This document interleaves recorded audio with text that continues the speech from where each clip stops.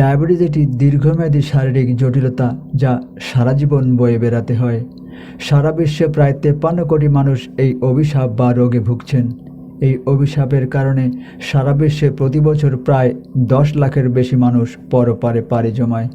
আমাদের শরীর যখন রক্তের সব গ্লুকোজ ভাঙতে পারে না, তখনই আমাদের দেহে দেখা দেয় এই প্রাণঘাতী ডায়াবেটিস।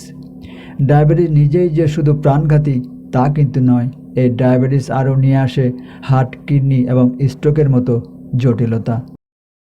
জটিল এই ডায়াবেটিস থেকে মুক্তি পেতে আমাদের খেতে হয় ওষুধ কিংবা নিতে হয় ইনসুলিন। শুধু কি তাই, এই মরণঘাতী হুঙ্কার থেকে বাঁচতে সারা জীবন চালিয়ে যেতে হয় ওষুধ। প্রতি মুহূর্তে পড়তে হয় নানান বিড়ম্বনায়। খেতে বসলে ভাবতে হয় বারবার কি খাবো না, পোহাতে হয় এই টেনশন। একবার আপনার দেহে ডায়াবেটিস ধরা পড়লে ব্যাস, আর রক্ষে নেই। যতদিন প্রাণবায়ুটা আছে ততদিন খেতে হবে ওষুধ, চালিয়ে যেতে হবে ইনসুলিন। কিন্তু ভাবুন তো, যদি এমন হয় যে একবার চিকিৎসা নিলে আর সারা জীবন আপনাকে এই মরণব্যাধির কোনো ওষুধ বা ইনসুলিন নিতে হবে না। বিশ্বের ডায়াবেটিস রোগের চিকিৎসা শুরু হওয়ার পর কখনোই এমন হয়নি।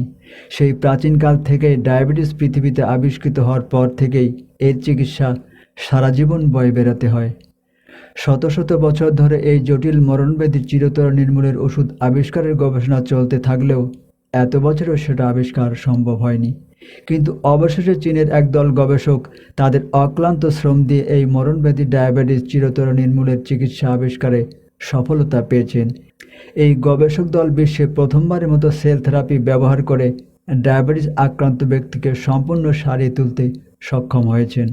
এই বিজ্ঞানীদের আবিষ্কারে বলা হচ্ছে, কোনো প্রকার ওষুধ এবং ইনসুলিন ছাড়াই টাইপ 2 ডায়াবেটিস থেকে আজীবনের জন্য মুক্তি পাওয়া সম্ভব। সাংহাই চ্যাংজেং হাসপাতাল, চাইনিজ একাডেমি অফ সায়েন্সের অধীনে centre for excellence in molecular cell science এবং সাংহাই ভিত্তিক রেঞ্জি হাসপাতালের চিকিৎসক এবং গবেষকদের যৌথভাবে অর্জন করা চিকিৎসার সাফল্য গত 30 এপ্রিল সেল ডিসকভারি জার্নালে প্রকাশিত হয়। যদি এই চিকিৎসা বাজারে আসে তাহলে এটি হবে এই শতাব্দীর চিকিৎসা শাস্ত্রের সেরা অর্জন। যদিও বিশেষজ্ঞরা আরও বিশদ গবেষণার প্রয়োজনীয়তার কথা বলছেন। প্রার্থনা করছি যত দ্রুতই সম্ভব এই চিকিৎসা ব্যবস্থা মানুষের নাগালের মধ্যে চলে আসুক। প্রিয় দর্শক, আশা করি ভিডিওটা আপনাদের ভালো লেগেছে। যদি ভালো লেগে থাকে তাহলে একটা লাইক দিবেন আর বন্ধুবান্ধব, আত্মীয় স্বজনদের সাথে শেয়ার করে দেখার সুযোগ করে দিবেন। আল্লাহ সকল অবস্থায় আমাদের সহায় হোক। আমিন।